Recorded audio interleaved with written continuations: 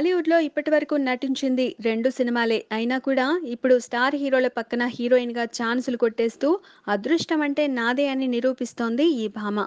'మజ్ను' సినిమాలో నానికి జంటగా నటించిన అను ఇమ్మాన్యుయేల్ ఆ సినిమాతో డీసెంట్ హిట్ అందుకుంది. అలాగే 'రాజ్ తరుణ్‌తో 'కిట్టు ఉన్నాడు జాగ్రత్తలో' కూడా నటించిన ఈ భామ తన మూడో ప్రాజెక్ట్‌తోనే పవన్ కళ్యాణ్ వంటి హీరో పక్కన ఛాన్స్ కొట్టేసి అందరికీ షాక్ ఇచ్చింది. అయితే పవన్ పక్కన అను ఇమ్మాన్యుయేల్‌తో కలిసి స్క్రీన్ షేర్ చేసుకుంటున్న కీర్తి సురేష్ కూడా టాలీవుడ్‌లో నటించిన 2 సినిమాలతోనే మంచి కీర్తిని సంపాదించడమే కాదు, మూడో సినిమాకే పవన్ పక్కన ఛాన్స్ కొట్టేసి ఔరా అనిపించింది. ఇక ఇప్పుడు అను ఇమ్మాన్యుయేల్‌కి మరో మెగా హీరో ఛాన్స్ ఇచ్చారనే వార్త ప్రచారంలో ఉంది.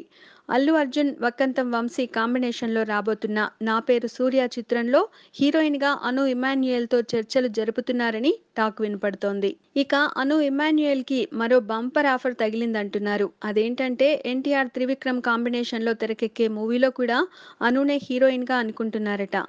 పవన్‌తో త్రివిక్రమ్ చేసే సినిమాలో అను ఇమ్మాన్యుయేల్ బాగా నటిస్తుండడంతో ఎన్టీఆర్ సినిమాకి కూడా అనునే త్రివిక్రమ్ ఫిక్స్ అయ్యారని అంటున్నారు.